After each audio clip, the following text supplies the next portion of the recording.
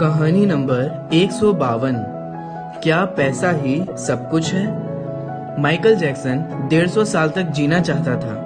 किसी से हाथ मिलाने से पहले दस्ताने पहनता था। लोगों के बीच में जाने से पहले मुंह पर मास्क लगाता था।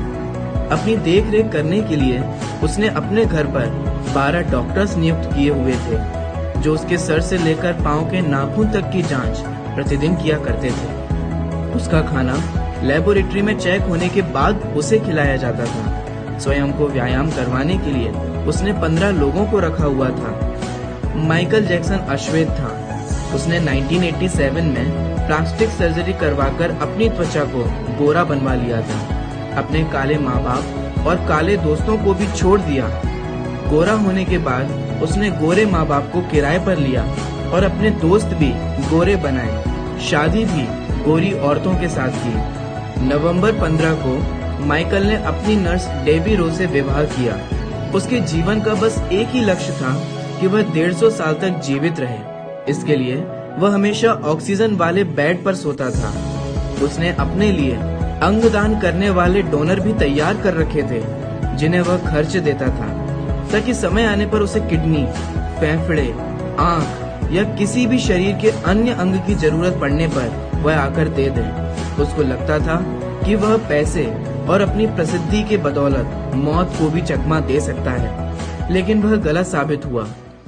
25 जून 2009 को उसके दिल की धड़कन रुकने लगी। उसके घर पर 12 डॉक्टर की मौजूदगी में हालत काबू में नहीं आए। सारे शहर के डॉक्टर उसके घर पर जमा हो गए, लेकिन वह उसे नहीं बचा पाए। उसने 25 साल तक डॉक्टर की सलाह के विपरीत कुछ नहीं खाया। अंत समय में उसकी हालत बहुत खराब हो गई थी।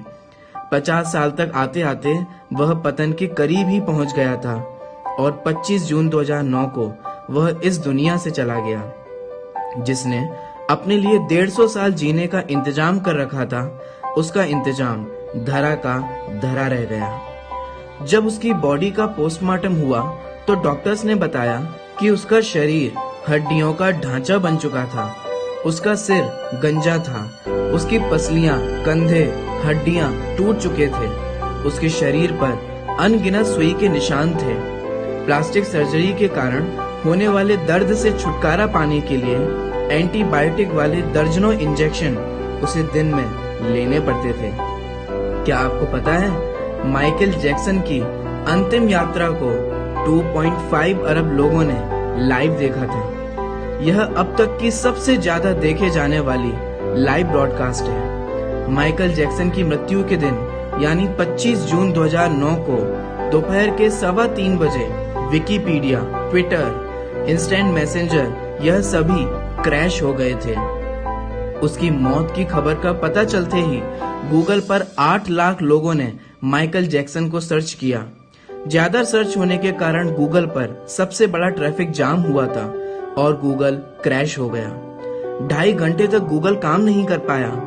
मौत को चकमा देने की सोचने वाले हमेशा मौत से ही चकमा खा जाते हैं। सार यही है कि बनावटी दुनिया के बनावटी लोग कुदरती मौत की बजाय बनावटी मौत ही मरते हैं। ऐसे प्रसंगों को जानकर कुछ गंभीर प्रश्न उपस्थित होते हैं, जिनका हम सभी को चिंतन अवश्य करना चाहिए।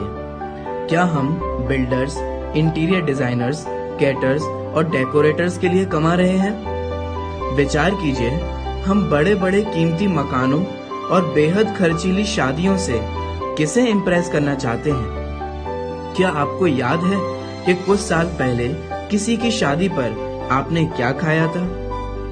जीवन के प्रारंभिक वर्षों में क्या हम पशुओं की तरह काम में जुटे नहीं रहते? कितनी पीढ़ियों के खान पान और लालन पालन की व्यवस्था करनी है हमें? आजकल अधिकांश लोगों के 2 बच्चे हैं, बहुतों का तो सिर्फ एक ही बच्चा है। तो फिर सोचिए कि हमारी जरूरत कितनी है और हम पाना कितना चाहते हैं। क्या हमारी अगली पीढ़ी कमाने में सक्षम नहीं है, जो हम उनके लिए ज्यादा से ज्यादा सेविंग कर देना चाहते हैं?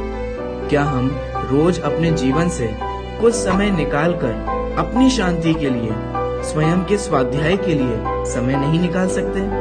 हम कमाने के साथ आनंद भी क्यों नहीं प्राप्त कर सकते? इससे पहले कि आप स्लिप डिस्क के शिकार हो जाएं, इससे पहले कि कोलेस्ट्रॉल आपके हार्ट को ब्लॉक कर दे, ज्ञान और आनंद प्राप्ति के लिए समय निकालिए। वास्तव में विचार करें तो हम किसी प्रॉपर्टी के मालिक नहीं होते। सिर्फ कुछ कागजातों, कुछ दस्तावेजों पर अस्थायी रूप से हमारा नाम लिखा होता है और हमें ऐसा लगता है कि यह जमीन हमारी है। किसी के भी बारे में उसके शानदार कपड़े और बढ़िया कार देखकर ही राय मत बनाइए। इस कहानी का सार यही है कि धनवान होना गलत नहीं है, लेकिन सिर्फ धन संबंधी ही विकल्प करना, सिर्फ धनवान होना गलत है। आइए हम और आप जिंदगी को पकड़ें इससे पहले कि जिंदगी हमें पकड़ ले। आपको ये कहानी कैसी लगी यह हमें कमेंट कर अवश्य बताएं। हमने बहुत मेहनत से और बहुत समय निकाल करके इस कहानी को बनाया। आप थोड़ा सा समय निकाल करके इस कहानी को सभी के साथ शेयर अवश्य करें।